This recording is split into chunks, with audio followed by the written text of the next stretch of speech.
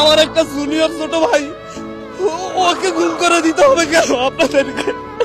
এই দেশের সংবিধানকে আমরা মাথায় রেখে আমরা প্রশ্ন করতে চাচ্ছি, একটা যৌক্তিক দাবি আদায়ে কেন 200 প্রাণ দেওয়ার পরে কেন সরকারের পক্ষ থেকে সংলাপের আহ্বান করা হবে? তার আগে কেন আহ্বান করা হয় নাই?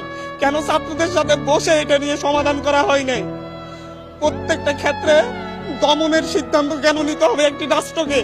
একটি স্বাধীন রাষ্ট্র কেন তারা দমন করবে, তারপরে দমন করতে না পারলে দাবি মেনে নিবে? এরকম সিদ্ধান্ত কাদের মাথা থেকে আসে? আজকে যে স্বরাষ্ট্রমন্ত্রীর আন্ডারের পুলিশ বাহিনী, যে স্বরাষ্ট্রমন্ত্রীর আন্ডারে র্যাব বাহিনী, যে স্বরাষ্ট্রমন্ত্রীর আন্ডারে বিজিবি বাহিনী, যাদের মাধ্যমে আমার ভাইয়েরা খুন হয়েছে, সেই স্বরাষ্ট্রমন্ত্রীর সাথে আমাদেরকে বসার জন্য আহ্বান জানানো হচ্ছে। উনি কি এই যে 200 লাশ পড়েছে এটার জন্য কি উনি অনুতপ্ত? এটার জন্য কি উনি দায় স্বীকার করেছেন? উনি কি ক্ষমা চেয়েছেন? আমরা কিভাবে এই রক্ত খেকো মন্ত্রীদের সাথে আমরা আলোচনা করতে পারি, যারা হচ্ছে রক্তের বন্যা বয়ে এই দেশে একটা অরাজক পরিস্থিতি সৃষ্টি করেছে?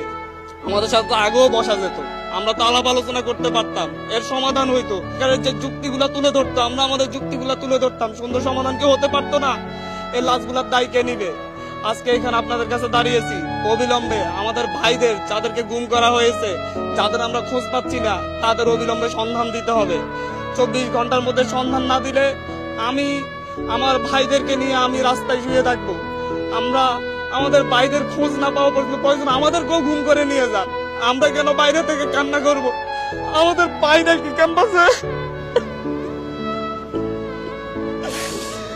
রেসিডেন্সিয়ালের একটা 16-17 বছরের ছেলেকে গুলি করে মেরে বেড়া হয়েছে।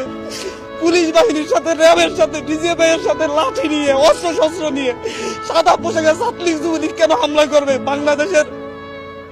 বাংলাদেশের পুলিশ বাহিনী, বিজিবি এরা কি এতটা অপদার্থ হয়ে গিয়েছে যে আপনাদের সশস্ত্র গুন্ডা বাহিনীকে লাগবে আমাদের ভাইদেরকে নিধন করার জন্য? আমি আজকে সকালে পত্রিকা পড়তেছিলাম, পত্রিকায় দেখলাম যে বিভিন্ন মন্ত্রীরা, ক্ষমতাসীন দলের বিভিন্ন নেতারা হুমকি দিচ্ছেন এরপরে যদি আন্দোলন না থামে ওনারা দমন করবেন। ওনারা ছাত্র আন্দোলন দমন করার চিন্তা করেন। ওনারা ভুলে যাচ্ছেন 1952 সালে দমন করতে গিয়ে পাকিস্তানি হানাদাররা ব্যর্থ হয়েছে, 69-এ ব্যর্থ হয়েছে, 64-তে ব্যর্থ হয়েছে, 66-তে ব্যর্থ হয়েছে। ওনারা কিভাবে সফল হবেন? আমি নিজে আতঙ্কিত।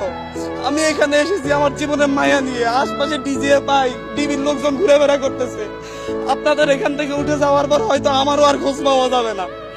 এভাবে একটা সভ্য রাষ্ট্র চলতে পারে না, এভাবে কোন স্বাধীন রাষ্ট্র চলতে পারে না। প্রকাশ্যে আপনারা দেখেছেন আমাদের ভাইদেরকে উপর থেকে হেলিকপ্টার দিয়ে